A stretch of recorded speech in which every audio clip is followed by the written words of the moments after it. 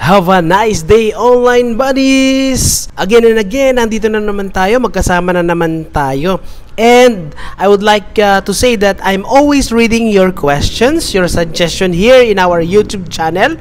And ngayon, sasagutin ko yung katanungan na mula kay Mary Jane. Okay, Mary Jane, shout out sa'yo dyan. So, ito yung tanong ni Mary Jane, no? Babasahin natin. Sabi niya is, ask ko lang po sana, kapag nawala po ba ang Form 138 or card, pwede ko ba gamitin ang Form 137 ko? Alright. Ito ngayon ang sagot ko, no? Kung gagamitin mo lang ang Form 137 mo or SF10 para maging supporting documents lang siya, kasi nga 'di ba yung Form 137 or SF10, ito yung tinatawag nating permanent records. Nandito yung mga academic background mo, 'di ba? So kung ikaw ay nasa elementary mula grade 1 hanggang grade 6 nandito.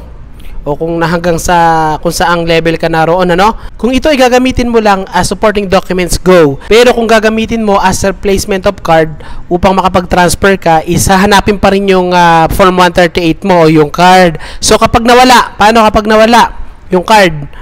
Okay, kukuha ka lang ng affidavit of loss sa mga law office, mga notary public.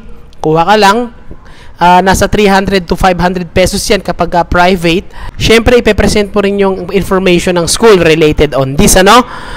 Tatanungin ka ng sekretary ng abogado kung anong school, anong pangalan, anong pangalan ng principal ngayon, lahat ng tungkol dun sa paaralan related sa inilalakad mong affidavit of loss o yung related dun sa card, okay? So, kapag nakuha mo na yung affidavit of loss, pupunta ka ngayon sa school related dun sa inayos mo, kung sino yung may-ari ng card, ano? After na ma-present mo ito sa principal, ay bibigyan ka na nila ng replacement o panghalili. Bibigyan kanila ng certification na kung saan doon ka graduate, ito yung grades mo nung taong yon, ito yung principal, ito yung advisor mo, something like that. Certification na kung saan ikaw talaga ay nagdaan sa grade level na yon. At yung certification na yon, syempre kasama yun nung affidavit of loss.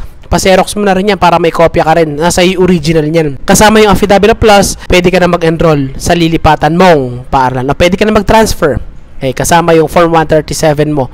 Tsaka yung affidavit of loss na kung saan ay pinanghalili mo sa card. Okay? Sana naintindihan nyo sinabi ko.